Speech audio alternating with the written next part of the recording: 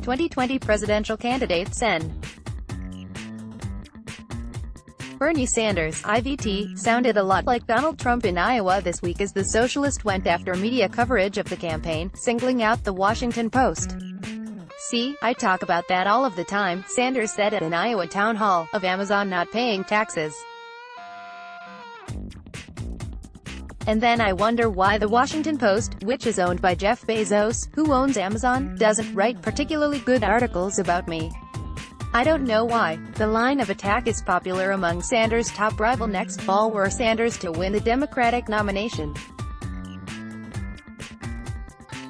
Trump has tweeted criticism of the Post more than 20 times since becoming president, often tying the newspaper to Amazon when complaining that paper's coverage is biased.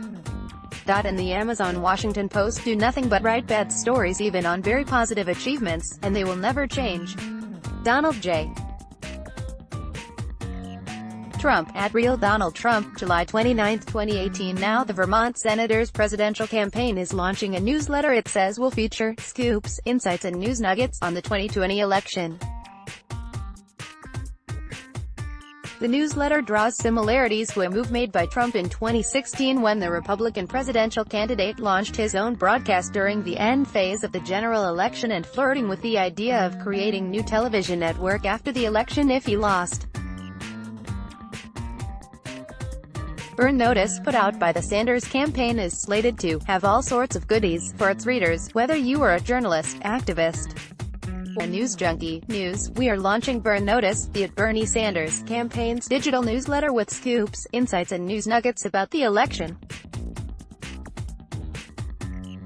Subscribe at this link, and please retweet https://t.co/asm2vgcw7 Burn. After reading, David Sirota, at David Sirota, August 14, 2019. While Sanders' criticism of the press is not a new line of messaging for the senator, the attacks have not been as sharp, with parallels to Trump's until now. The Sanders campaign and its supporters are seeing what senior advisor Jeff Weaver told reporters, according to Vox, as a Bernie write-off, similar to what the campaign suffered in 2016. The undiscriminating coverage of polls that fit existing narratives is certainly an issue that all of us need to be aware of, Weaver said, according to Vox. Headline after headline declaring that the Sanders campaign is over. A Harvard University study released in June 2016 found that Hillary Clinton received 3 times more coverage than Sanders in the early months of the primary campaigns of that cycle, but noted that Sanders' coverage was overwhelmingly positive in tone once it began to pick up. In contrast, the authors of the study reported that Clinton had by far the most negative coverage of any candidate, whether Republican or Democrat.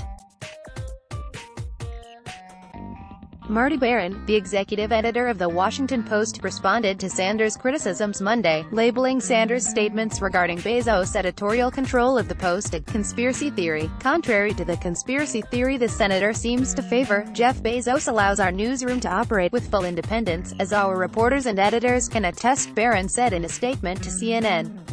Sanders began to walk back his comments Tuesday, telling CNN that he did not think Bezos was calling into The Washington Post and directing coverage of the campaigns, but that the mainstream media was still being unfair in its election reporting. "We are taking on corporate America. Large corporations own the media in America, by and large, and I think there is a framework about how the corporate media focuses on politics. That is my concern. It's not that Jeff Bezos is on the phone every day, he's not," Sanders said. "Let's block ads. Why?